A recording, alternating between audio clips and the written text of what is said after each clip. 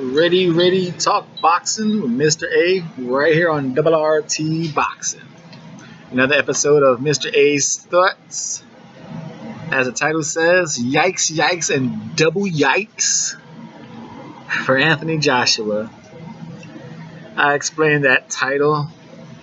But first, thank you for all the support. I have 99 subscribers, so hopefully someone sees this video for the first time and you become my 100th. Thank you. This channel is growing. Thank you for all those who have subscribed, and whoever the lucky number 100 is, thank you. Hopefully you come today. Now, the yikes, and double yikes for Anthony Joshua. Everyone, hey, anyone want to say hello to Mr. Clown? You can say hello to Mr. Clown. Now, everyone's talking about the whole mandatory thing. Pulev mandatory for the IBF. Luis Ortiz mandatory, but now you got November 4th, Deontay Wilder versus Luis Ortiz. Great match. Great match. I'll do that later on. So then you had Bermain Severn. Hey, he was a mandatory, step aside money. Everyone's talking mandatories, and respect it. Hey, that's his mandatory. Got to fight the mandatory. Pulev is his mandatory. Got to do it. Respectable. But no one is bringing up, okay, now that Luis Ortiz is going to fight Deontay Wilder November 4th, he loses that number one spot for the WBA. So if he loses to Deontay Wilder, he can't just say, okay, here's my shot at Joshua, I'm number one. Once you fight for another title in another sanctioning body, you drop your position at the you drop your number one spot. So he's gonna lose that number one mandatory spot in the WBA, and this is where the yikes and the double yikes come in. No one's talking about, okay, then who's gonna be Anthony Joshua's mandatory after Pulev? So Anthony Joshua either has a unification after Pulev with Joseph Parker or Huey Fury, or Deontay Wilder or Luis Ortiz. Possible, highly possible for a unification match. Or he has to fight that mandatory, and it's no longer Luis Ortiz. Let's check out the WBA heavyweight rankings. Yikes. Luis Ortiz, X'd off. Number 2, ranked by BoxRec at 24 heavyweight in the world. His last fight was 5/19/17. He got a first round TKO. And this fighter I'm talking about, you guys know that name? Yeah, he's 40 years old, Alexander Yusinov. So he's right now going to take over Luis Ortiz's mandatory spot. He moves up to number 1. He was number 2. Number 3, BoxRec has him as inactive. Frez Oquendo. Remember, the WBO ranked him so he could fight Let's Go champ Shannon Briggs. So because they knew Shannon Briggs and Anthony Joshua will make money. They just needed somehow to get that fight created. So they're going to do, okay, let's get Briggs a regular shot title against Oquendo. Most likely he'll beat him. So that way we have a legitimate reason why Briggs versus Joshua is happening. We got to unify the regular champion and the super champion. But Let's Go champ got busted, with the PEDs, the steroids. So Frez Oquendo, he's kept his spot. He's still up there. Then you got number 4. You gotta remember, all these people are getting bumped up 1 because Luis Ortiz is going to lose his number 1 spot. So Luis Ortiz number 1 disappear. Alexander Yusinov goes from 2 to 1. Frez Oquendo goes from 3 to 2. And then you got number 4, Michael Char. 30-0 with 17 knockouts. I mean, he's 30-4. He's 30 wins, 17 knockouts, 4 losses. He's been knocked out 3 times.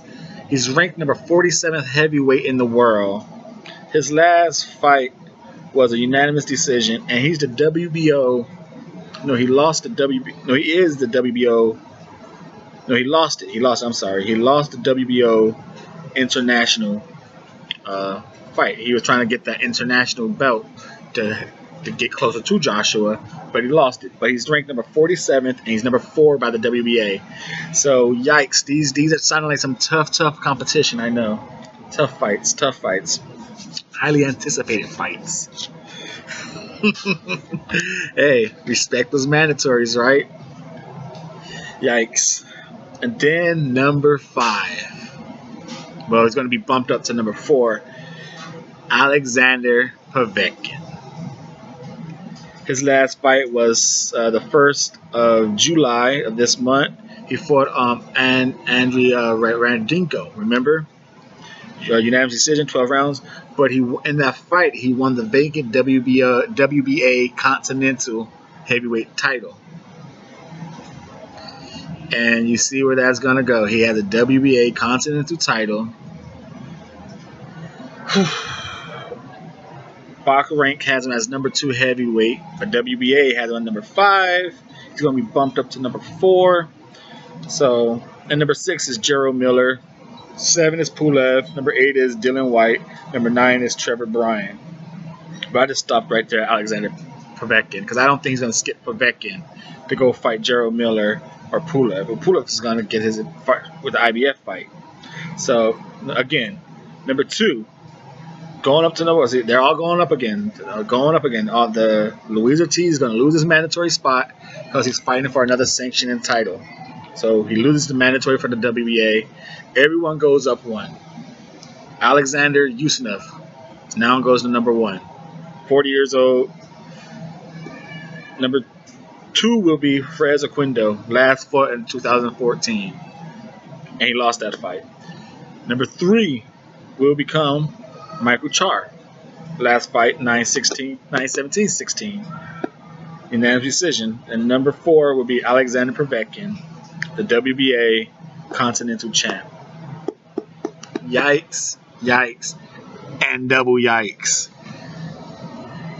What are they going to say when Joshua has to fight one of those people? Obviously, you're thinking it's going to be Alexander Povetkin.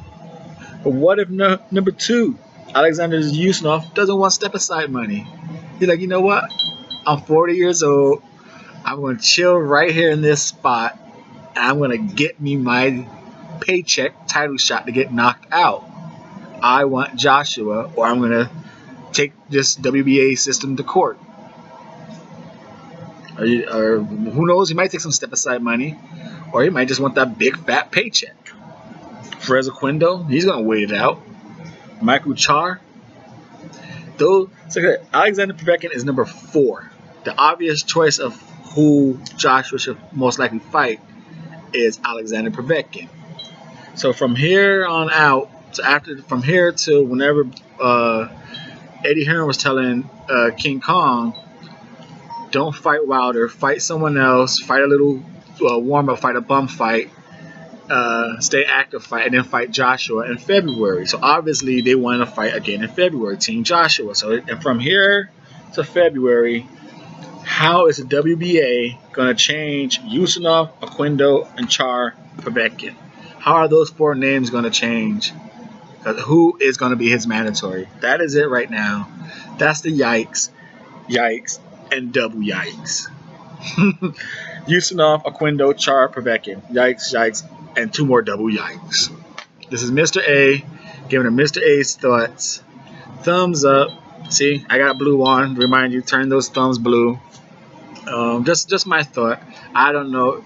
I respect the mandatories, right? So if you, in February, if you see there's no unification bout for Anthony Joshua, because, you know, Fury or Parker can choose to fight Wilder or Ortiz winner. Highly doubt it. They'd probably go for the paycheck over in England against Joshua. But hey, let's play all cards and corners here. What if Hey, Team Joshua, we got to fight that mandatory. The WBO won't let us do a unification. Joshua versus Yusunov. Joshua versus Oquendo. Joshua versus Char. Can you get Joshua versus Povetkin? But he has to hop 3 people. Povetkin has to hop 3 people. I know people will accept Joshua versus Povetkin. It'll be a lot of foreign money in that fight, so it's acceptable. Pretty decent fight. It'll be okay. But those first 3, how's he gonna leapfrog those first 3 names? Once again, right here on Double RT Boxing, Ready Talk Boxing. This is Mr. A giving you the 3 names that will become Joshua's mandatory once Luis Ortiz fights Deontay Wilder. He will lose his #1 mandatory spot. Again, Alexander Yusunov, Fred Oquendo, Manuel Char, I'm sorry. I think they've been calling his Michael Char this whole thing. It's Manuel Char. So, that's my thoughts. Yikes, yikes, and double yikes for Anthony Joshua, right? Thumbs up, support the channel. As always, thank you for your support if you already subscribed.